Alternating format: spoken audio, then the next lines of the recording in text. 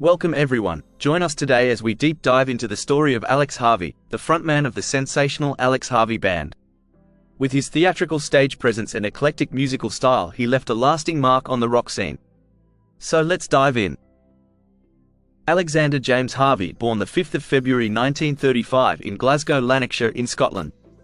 He was zodiac sign Aquarius. Born and raised in Glasgow's working-class Kinning Park district, known for its tough reputation and widespread poverty, Alex left school at 15 to start working. He held various jobs, including carpentry, waiting tables, and carving gravestones, before turning to music. In 1954, he made his musical debut playing the trumpet at a private event, which led to a spot in a Dixieland jazz band. Influenced by Woody Guthrie and Jimmy Rogers, Alex joined saxophonist Bill Patrick in 1955, performing with Bill's big band, also known as the Clyde River Jazz Band. They later transitioned to the Kansas City Counts, blending rock and roll with modern jazz. In 1956, Alex won a local talent competition and was soon hailed as Scotland's version of Tommy Steele. By the late 1950s, his band, the Counts, evolved into the Alex Harvey Big Band and later, Alex Harvey's Big Soul Band, performing R&B in the style of the Isley Brothers, Ray Charles, and Bo Diddley. They opened for American stars like Eddie Cochran, Gene Vincent, and John Lee Hooker, touring across Scotland and England. On May 20, 1960, they opened for Johnny Gentle and his group at the Town Hall in Alloa, whose backing band at the time was the Beatles, then known as the Silver Beatles, marking a moment in Beatles history with Alex involved. From 1958 to 1965, Alex led the Big Soul Band, playing blues and rock and roll across the UK and Germany. He became known for his British rhythm and blues sound but could also deliver rock performances. During a tour in Germany in 1963, Alex recorded a live session at a Hamburg club featuring tracks like Got My Mojo Workin', Bo Diddley's A Gunslinger, and I Just Wanna Make Love to You. He secured a deal with Polydor Records for 3 albums but clashed with the label when they wanted a more pop-oriented sound like the Beatles.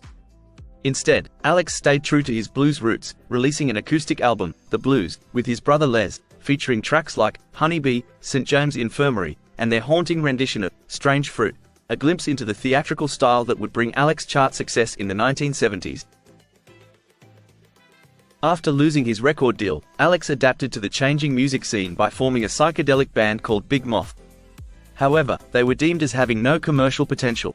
Shifting gears, Alex joined the pit band for the West End musical Hair, where he stayed for several years.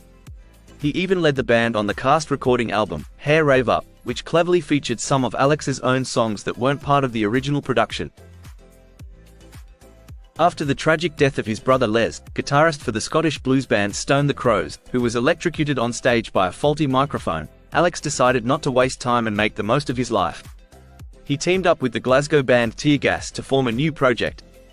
By 1972, with artists like David Bowie and Alice Cooper incorporating theatricality and glamour into their rock acts, Alex enthusiastically embraced the concept, forming the Sensational Alex Harvey Band, SAHB.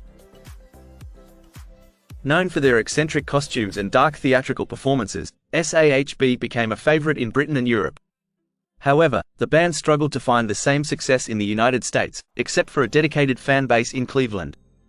Their song, Next, about an army brothel, resonated more with European audiences than American ones. While their double live album from a 1974 US tour sold well in the UK, it went mostly unnoticed in the US.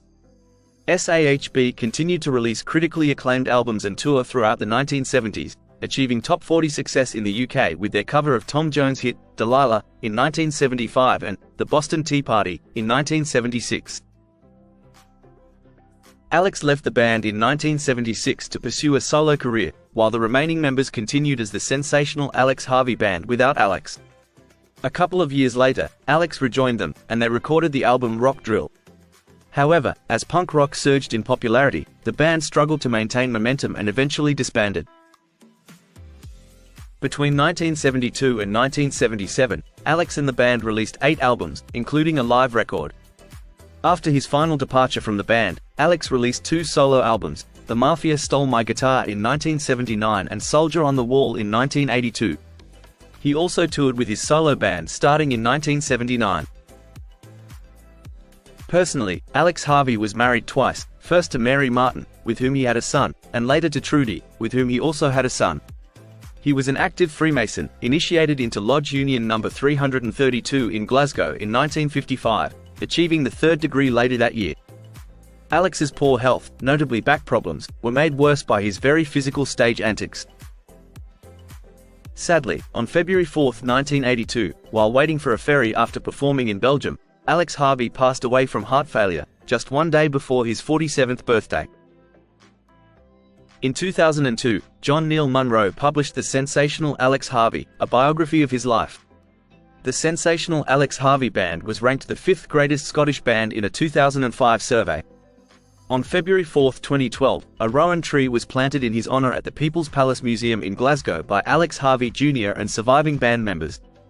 A limited edition book, Alex Harvey, Last of the Teenage Idols, with photos by Janet McCosker and edited by Martin Kilty, was released for the 30th anniversary of his death.